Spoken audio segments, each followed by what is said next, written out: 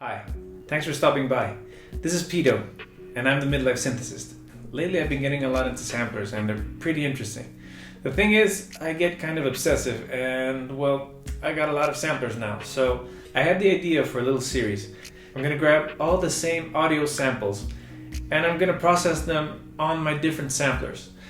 The thing is, I often wonder if maybe the machine I'm using also has an influence on the kind of music that I end up making. And it's pretty interesting what came out. So, without further ado, this is the first episode of Sampler Wars.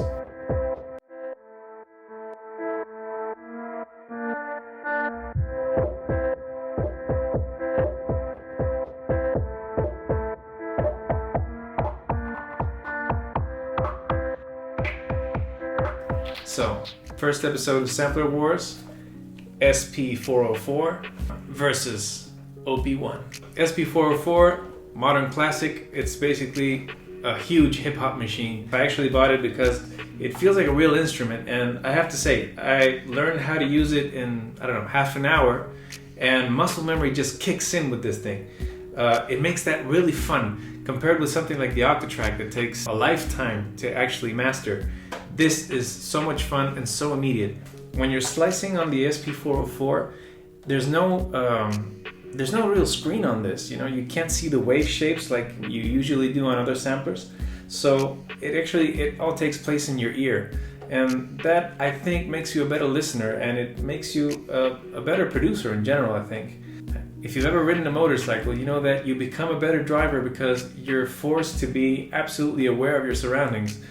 In this, since I didn't have the visual feedback, I was forced to really use my ears to get that perfect loop point, and that just makes it awesome. Ricky Tinez in one of his videos explains reversing the loop to find the perfect loop endpoint, and that just switched it up for me. That made this so much easier to work with. It's not exactly the fastest sampler I've used. Actually, I probably spent like a whole day making the track on this. If I was against the clock, I'm not sure I would grab this, but if I just wanted to have a good time, just like a hangout, I would definitely be using this. Making a track on the sp404 is kind of like hanging out with a buddy for a beer. It's not going to be the most productive afternoon you can have, but you're going to have a good time making it. Where the sp404 definitely shines, it's in its effects.